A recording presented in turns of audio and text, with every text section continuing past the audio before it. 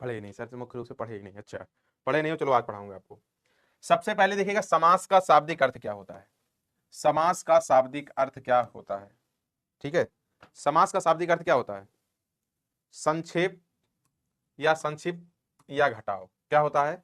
समास का शाब्दिक अर्थ संक्षेप या संक्षिप्त या घटाव होता है, ठीक है। अब देखिए, मुझे एक बात बताओ कि समीक्षा अधिकारी का प्रश्न पूछा था, समास का अर्थ। ए ऑप्शन जोड़, बी ऑप्शन घटाव, सी ऑप्शन गुणा, डी ऑप्शन भाग। क्या होगा?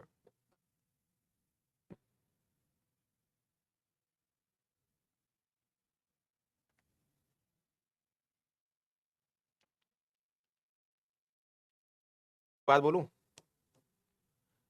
ये मेरे पूरे टीचिंग लाइफ में जो मेरा अभी तक का अनुभव रहा है, जो भी मेरा अनुभव रहा है इस टीचिंग लाइफ में, सबसे पहला ऐसा बैच है ये, सबसे पहले ऐसे बैच के बच्चे हो जो लगभग 90% लोग जो है सही बताए हो आंसर।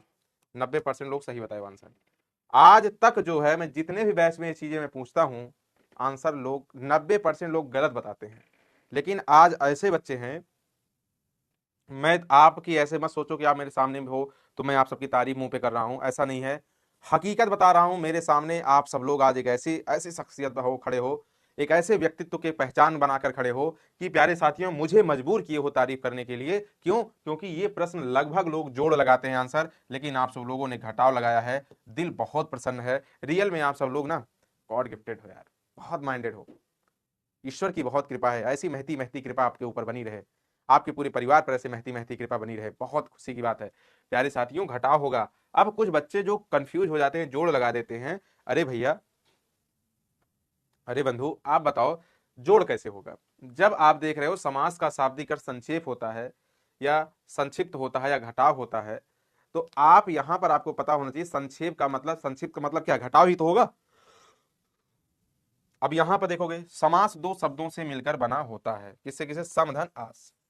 सम का अर्थ होता है उचित, आस का अर्थ होता है बैठाना, उचित स्थान पर बैठाना, ठीक है। अब देखिए, योग देखकर यहां पर जो है दिमाग में आता है कि गुरु जोड़ है। अब देखो जोड़ क्यों नहीं होगा। जैसे मैं आपके सामने कर दिया, लिख दिया आ, रसोई के लिए,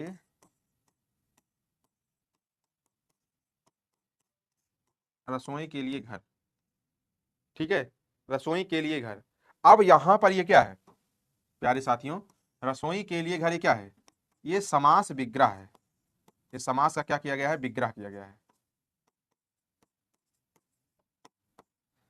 अब इसको जो है अगर आप सब लोग क्या करोगे, रसोई घर लिख दोगे, रसोई के लिए घर का,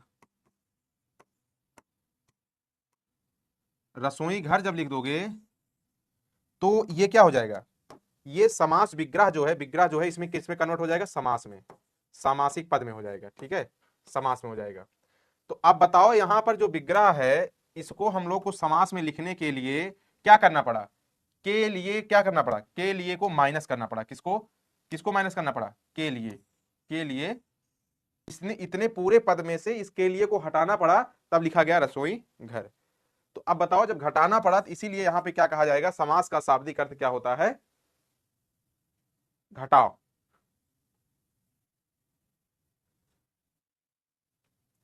अब बताओ समझ में आ गया सभी को?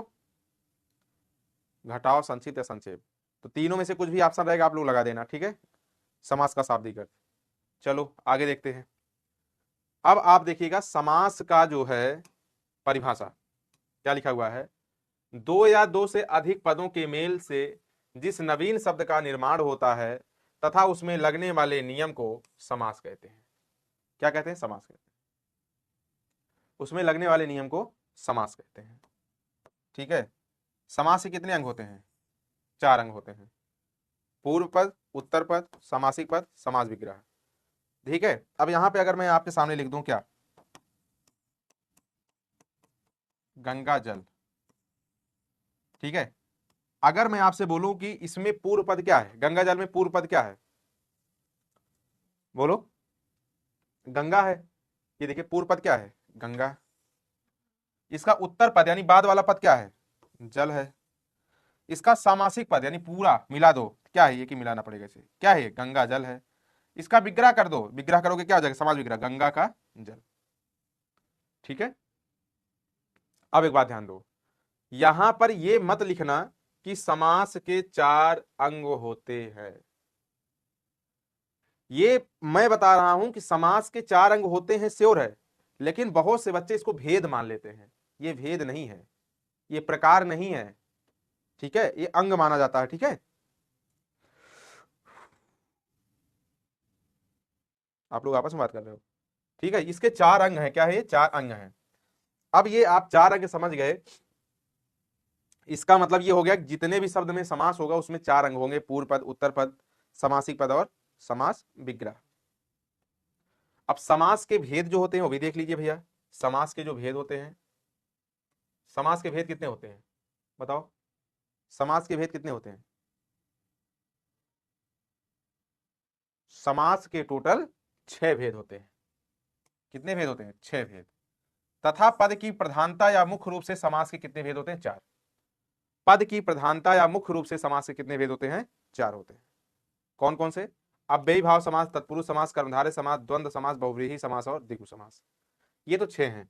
लेकिन ये बहुत बड़ी बात है, ये लाइन इसमें कह रहा है पद की प्रधानता हो या मुख्य रूप से हो तब समास के 4 भेद होंगे।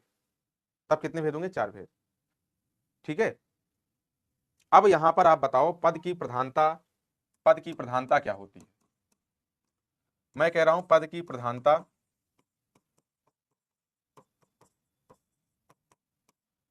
या मुख्य रूप से पूछेगा तब 4 क्यों, 4 ही क्यों, वो 2 कौन सा है जो कैंसिल हो जाएगा, वो 2 कौन सा है जो कैंसिल होगा, उसके बारे में आपको बताता हूं। सबसे पहली बात तो आपको पता होना चाहिए पद की प्रधानता क्या होती है। भाई आप सब लोग देखते होंगे, जब आप सबसे प्रश्न पूछता है तो कहता है अव्ययी भाव समास का कौन सा प्रधान, कौन सा पद प्रधान होता है, ठीक है, या मुख्य होता है। तत्पुरुष समास का कौन सा पद प्रधान होता है, द्विगु समास का कौन सा पद प्रधान होता है। अंग और भेद में से अलग अलग है, हाँ बिल्कुल अलग अलग होता है भैया, बिल्कुल। अब यहां पर देखिए, जैसे मैं लिख दिया, इधर लिख दिया समास, इधर समास का नाम लिख दिया मैं। जैसे सबसे पहला लिख दिया अव्ययी भाव समास,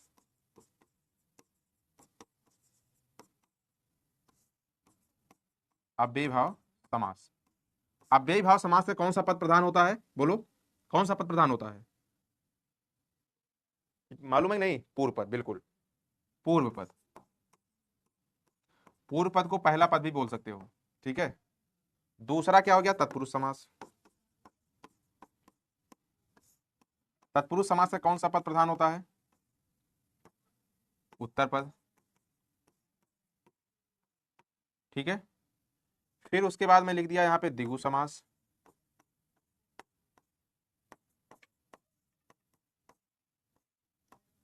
फिर यहां पे लिख दिया कर्मधारय समास।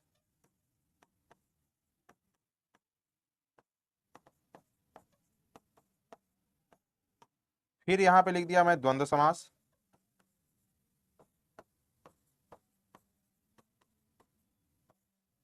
फिर यहां पे लिख दिया बहुव्रीहि समास।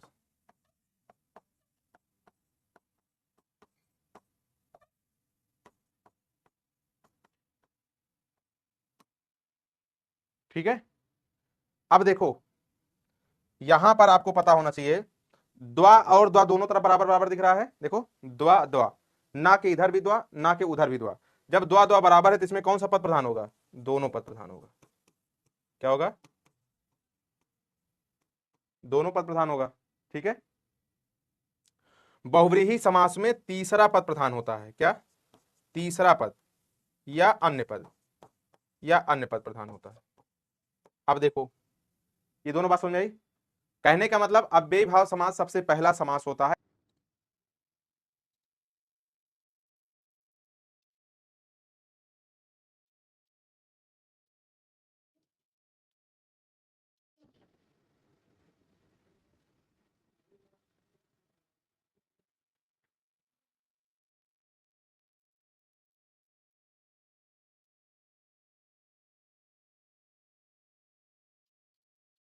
अब बताओ भाई, वीडियो प्रॉब्लम अब भी है क्या? अब तो नहीं होगी। नहीं। चलो, यहाँ पे देखिए सबसे पहला समास था अव्ययी भाव समास, तो आपने सही कर दिया, इससे पूर्व पद हो जाएगा। दूसरे में तत्पुरुष में आपने लगा दिया उत्तर पद प्रधान, ठीक है। अब देखो द्वा और द्वा बराबर है, दोनों पद लगा दिया। और बहुव्रीहि में आपको पता है कोई तीसरा अर्थ हमेशा देता ही है, दशानन दशयानन, अर्थात कोई तीसरा देता है अर्थ, तो यहां पे लगा दिया तीसरा या अन्य। अब देखो बीच में बच रहा है दिगु और कर्मधारय। तो भैया हो, याद करने का मैं ट्रिक बता रहा हूं जो कभी आप सबको भूलेगा भी नहीं। क्या? कभी भूलेगा नहीं, ट्रिक याद रखो। देखो इसमें क्या है, जो ये तत्पुरुष और दिगु है, सॉरी ये तत्पुरुष में उत्तर पद प्रधान है, तो जैसे इसके नीचे जो दो है दिगु और क्या कर्मधार है, इसमें भी लगा देना उत्तर पद प्रधान। क्या? इसमें भी उत्तर पद प्रधान, इसमें भी उत्तर पद प्रधान। अब देखो इसका मतलब है तीनों उत्तर पद प्रधान हो गया। क्या? तीनों हो गया। अब बताओ कभी आपसे भूलेगा ये ट्रिक? पहला वाला क्या है, पूर्व पद हो जाएगा, दूसरा क्या हो जाएगा, तत्पुरुष। बाकी लास्ट का पता है द्वा और द्वा है बराबर दोनों था, तो इस समय दोनों पद प्रधान हो गया। बहुव्रीहि में कोई तीसरा हो गया, बाकी जितना बचेगा सब।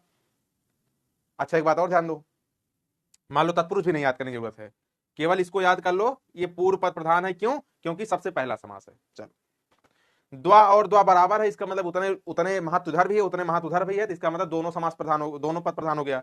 चलो ये दोनों हो गया। और एक ही आपको पता है समास में एक ऐसा भाग भेद है जिसके किसी तीसरा अर्थ देता है, यानी बहुव्रीहि। चलो इसके अन्य पद प्रधान हो गया। अब आपके पास बचे कितने? तीन समास, तो तीनों समास का लगा देना उत्तर पद प्रधान। डन?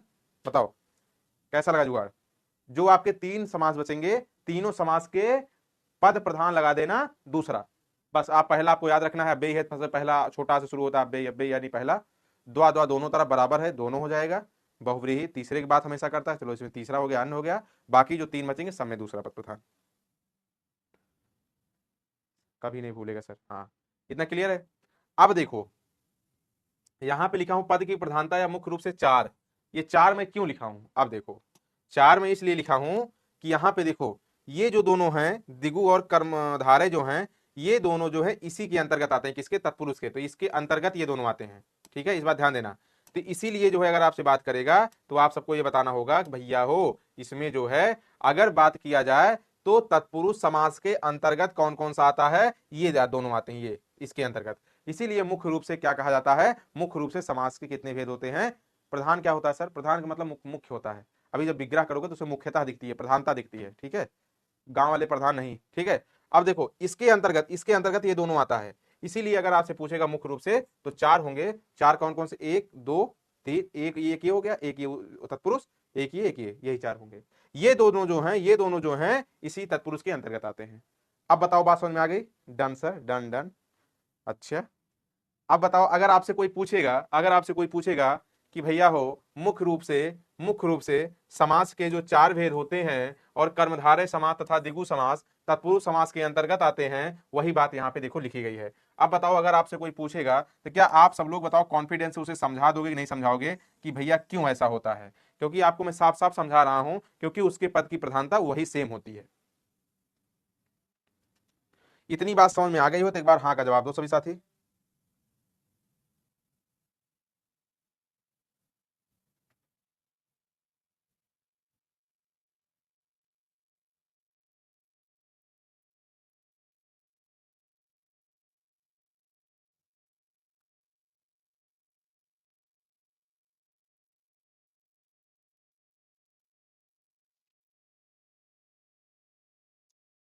चलो अव्ययी भाव समास क्या होता है देखिएगा। अव्ययी भाव समास क्या होता है?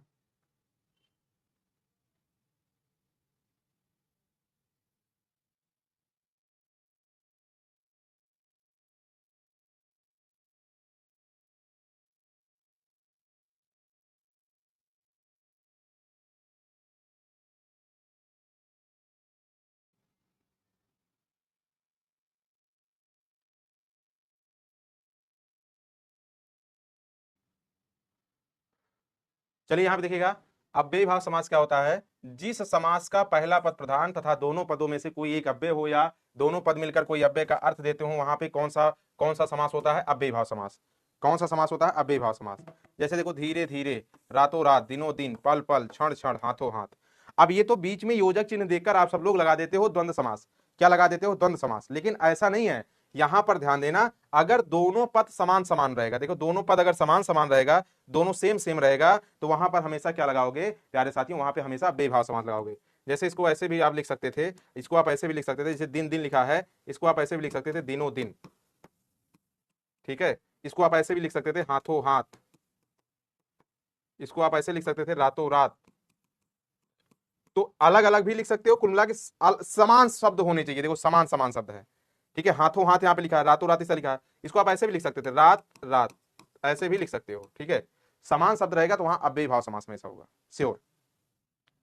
तो प्यारे बच्चों, आप सब लोग को यहां पर ध्यान देना है, एक और नियम इसी में होता है, जब उपसर्ग का प्रयोग होता है किसी भी शब्द के पहले, जब उपसर्ग का प्रयोग हो जाए, क्या हो जाए, उपसर्ग का प्रयोग हो जाए, तो वहां पर हमेशा क्या होता है, बेभाव समास। प्रतिदिन देखो यहाँ प्रति उपसर्ग है, अनु उपसर्ग है, बड़ा आ उपसर्ग है, बड़ा आ है, सा है, यथा है, यथा शब्द दिखेगा तो हमेशा बेभाव समास होता है, क्या हमेशा अव्ययी भाव समास होता है, ये भी बात ध्यान देना आप सब लोग, ठीक है। हाँ, एक बात ध्यान देना, बड़ा आ अगर लगेगा तभी होगा क्या अव्ययी भाव समास, जब छोटा आ लगेगा तब नहीं होगा। इस बात को मैं कल आप सबको डिटेल बताऊंगा इसके बारे में। आज प्यारे साथियों इतना आप सब लोग रिवीजन कर लेना, आप सभी साथी को बिल्कुल ध्यान देना होगा कि अगली क्लास में मैं आप सबको और आगे समझाने वाला हूं। तो यहां पर ध्यान देना, आप सबको जो मैं अव्ययी भाव समास थोड़ा से नियम बताया, इसको अच्छे से तैयार रख लेना। उसके बाद में जो भी समास का मैं जो परिचय दिया उसको आप लोग फिर से पढ़ लेना और उसके अंग अच्छे से पढ़ लेना, ठीक है। और प्यारे साथियों आप सब लोग ध्यान देना, इसके जो है डीपीपी बिल्कुल अपलोड हो गई है, आप लोग डीपीपी इसका सॉल्व कर लीजिएगा। और उसके बाद में ध्यान देना, अगली क्लास आप सबकी जो भी होगी, यहाँ पे डाउट सेशन प्लस एमसीक्यू लिखा है, डाउट सेशन नहीं है, डाउट सेशन आप सबका नहीं है। यहाँ पे क्या होगा प्यारे साथियों, अगला जो है समास होगा, क्या अगला समास होगा, इस बात को ध्यान देना, समास का आगे वाला भाग होगा, यानी आप सब लोग ध्यान देना आगे का भाग क्या होगा इसमें, समास, अगली क्लास। प्यारे साथियों आप सभी को क्लास कैसी लगी एक बार जरूर बताना। फिर मिलते हैं next time, thank you very much, अपना ख्याल रखना, बाय बाय, टेक केयर प्यारे साथियों। फिर मुलाकात होगी बहुत जल्द अगली क्लास में, थैंक यू वेरी मच, ठीक है, बाय बाय, टेक केयर।